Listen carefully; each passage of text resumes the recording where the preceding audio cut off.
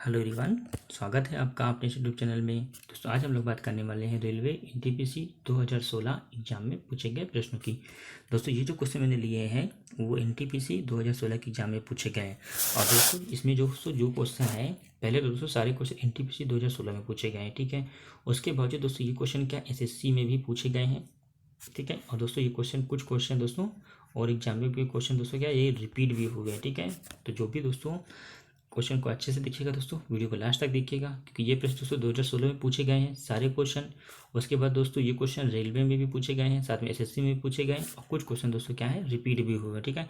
जैसे कि 2016 में पूछा गया था दोस्तों, तो कुछ क्वेश्चन 2015 के एग्जाम में भी पूछे गए। इस तरह से दोस्तों क्या है कुछ क्वेश्चन रिपीटेड भी हैं, ठीक है। और कुछ क्वेश्चन एसएससी वगैरह के एग्जाम में भी पूछे गए हैं दोस्तों, ठीक है। वीडियो को दोस्तों लास्ट तक देखिएगा। वीडियो दोस्तों आपको अच्छी लगे दोस्तों तो प्लीज़ लाइक शेयर और दोस्तों सब्सक्राइब जरूर करिएगा। एक दोस्तों लाइक शेयर और दोस्तों सब्सक्राइब जरूर करिएगा दोस्तों, ताकि आपको और भी वीडियो रेलवे एग्जाम के रिकॉर्डिंग मिलते रहें। आइए चलते दोस्तों ने प्रश्नों की ओर। नंबर फर्स्ट हमारा है, किस बॉक्सर को द रियल डील उपनाम से जाना जाता है। चार ऑप्शन दोस्तों आपके सामने है। इसमें दोस्तों 1 2 3 4 करके ऑप्शन दिए है मैंने, ठीक है। ऐसे दोस्तों जो वीडियो उसमें ABCD करके है, इसमें 1 2 3 4 करके, ठीक है।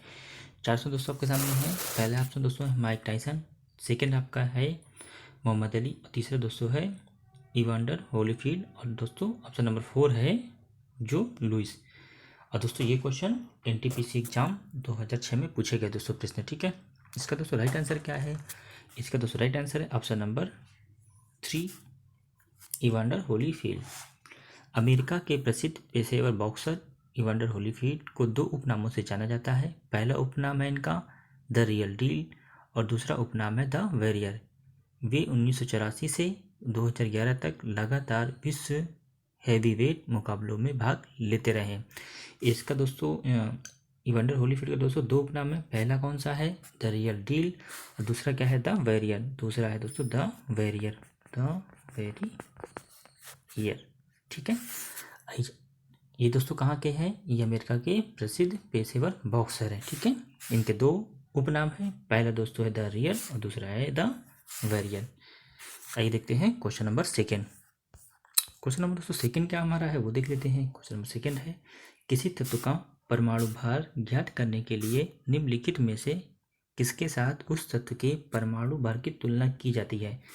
इसमें दोस्तों 4 ऑप्शन सामने, ऑक्सीजन, कार्बन, हाइड्रोजन और नाइट्रोजन। इसका दोस्तों राइट आंसर क्या है? इसका दोस्तों राइट आंसर है ऑप्शन नंबर बी, यानी कि इसका दोस्तों आंसर है क्वेश्चन नंबर सेकेंड का आंसर है सेकेंड, यानी कि कार्बन। इसका राइट आंसर है कार्बन। अब देख लेते हैं नेक्स्ट क्वेश्चन। क्वेश्चन नंबर दोस्तों नेक्स्ट क्या हमारा है?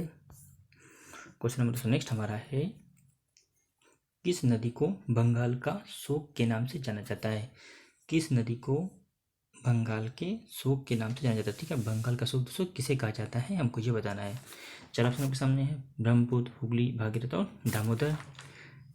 ब्रह्मपुत्र, हुगली, भागीरथ और दामोदर। इसका दोस्तों राइट आंसर क्या है? Option number 4 Damodar. इसका दोस्तों राइट आंसर क्या है? Option number 4 Damodar. दामोदर नदी को बंगाल का शोक कहा जाता है। यहाँ झारखंड के पलामू जिला अंतर्गत चंदवा गांव की निकट छोटा नागपुर के पठार से निकलने वाली दामोदर नदी झारखंड के पहाड़ी एवं खनिज बहुल क्षेत्रों से गुजरती हुई बंगाल के मैदानी इलाकों में प्रवेश करती है। पश्चिम बंगाल के वर्धमान, हुगली, मेदिनी आदि जिलों में इस नदी में आने वाली बाढ़ का प्रभाव विनाशकारी होता है, और यहाँ 392 किलोमीटर लंबी इस नदी को इसी पृष्ठभूमि में बंगाल का शोक कहा जाता है दोस्तों, ठीक है। दोस्तों वर्धमान है, हुगली है और मेदिनी, ये जो इस जिलों से होकर यहाँ पे क्या है बाढ़ का प्रभाव ज़्यादा यहाँ पे रहता है, इसलिए दोस्तों इसे क्या बोलते हैं बंगाल का शोक कहा जाता है। और ये कितने किलोमीटर लंबी है? ये 392 किलोमीटर क्या है? ये 392 किलोमीटर लंबी नदी है, ठीक है। ये 392 किलोमीटर लंबी है, ठीक है। अब बात करते हैं क्वेश्चन नंबर 4 की। क्वेश्चन नंबर दोस्तों 4 हमारा है। क्वेश्चन नंबर 4 देख लेते हैं। क्वेश्चन 4 हमारा है, भारतीय संविधान में पहली बार संशोधन कब किया गया। भारतीय संविधान में पहली बार संशोधन कब किया गया? 4 ऑप्शन आपके सामने है, 1949, 1951, 1952 और 1953। 4 ऑप्शन दोस्तों आपके सामने है। इसका दोस्तों जल्दी से आप राइट आंसर भी दे दीजिए। इसका दोस्तों राइट आंसर क्या है? Option number second. इसका दोस्तों राइट आंसर क्या है? ऑप्शन नंबर सेकेंड, यानी कि 1951। यानी कि 1951। भारतीय संविधान में पहला संशोधन 1951 में किया गया था। इसके जरिए मूल अधिकारों के संबंध में विशेष उपबंध किए गए और एक नई 9वीं अनुसूची को संविधान में जोड़ा गया। इसका दोस्तों राइट आंसर क्या है? ऑप्शन नंबर सेकंड, 1951 में भारत में पहली बार संशोधन 1951 में किया गया। अब बात करते हैं नेक्स्ट क्वेश्चन की। क्वेश्चन नंबर दोस्तों नेक्स्ट हमारा है क्वेश्चन नंबर 5 दोस्तों, निम्नलिखित में से कौन सा विकल्प सही है? निम्नलिखित में से कौन सा विकल्प सही है? दोस्तों 4 ऑप्शन आपके सामने हैं, 1, 2, 3 और 4। दोस्तों 4 ऑप्शन आपके सामने है, जल्दी दोस्तों इसका राइट आंसर दे दीजिए। इसका राइट आंसर क्या है? इसका दोस्तों राइट आंसर क्या हो जाएगा?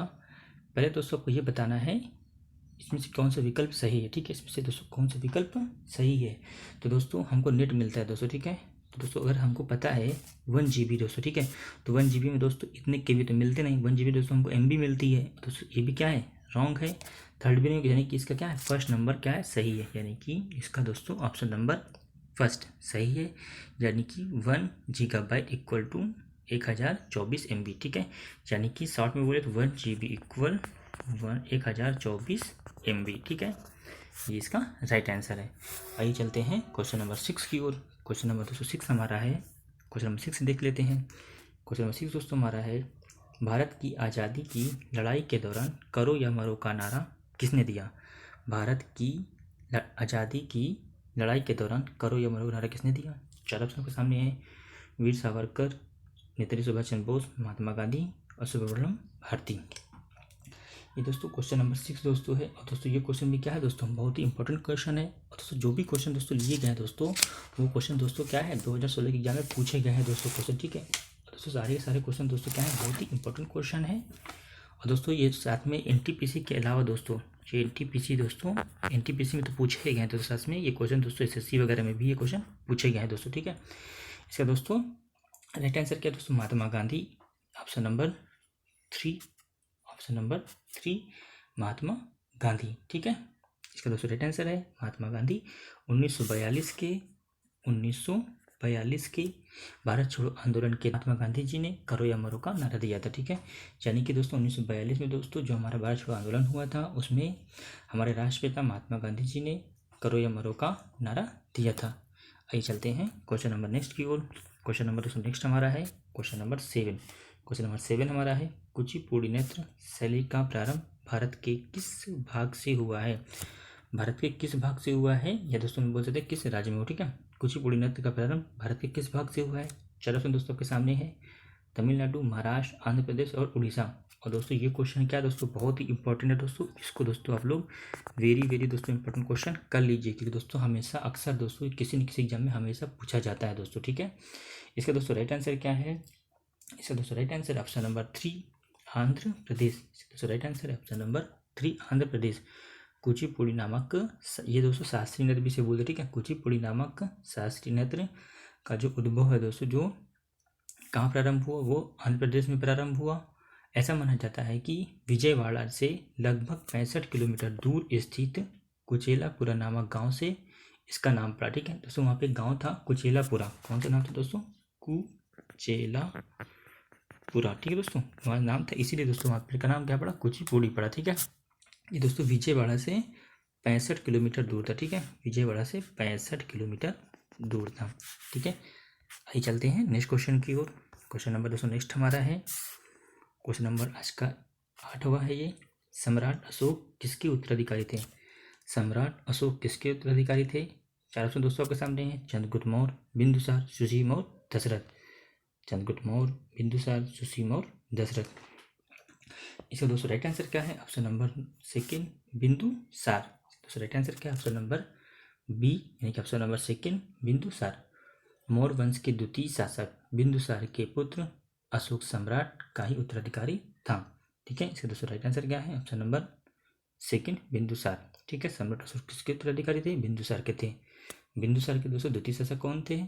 मौर्य वंश के द्वितीय शासक बिंदुसार के पुत्र सम्राट अशोक बिंदुसार का ही उत्तराधिकारी था। आइए चलते दोस्तों नेक्स्ट क्वेश्चन की ओर। नेक्स्ट क्वेश्चन दोस्तों क्या हमारा है दोस्तों? वीडियो आपको अच्छा लगा है दोस्तों, इसी तरह दोस्तों आपको वीडियो और चाहिए, जो भी दोस्तों NTPC एग्जाम में क्वेश्चन पूछे गए हैं उनके दोस्तों वीडियो आपको कुछ और चाहिए दोस्तों, तो प्लीज़ कमेंट करके बोलिएगा ताकि दोस्तों आपको ऐसे ही वीडियो मिलते रहे दोस्तों, ठीक है।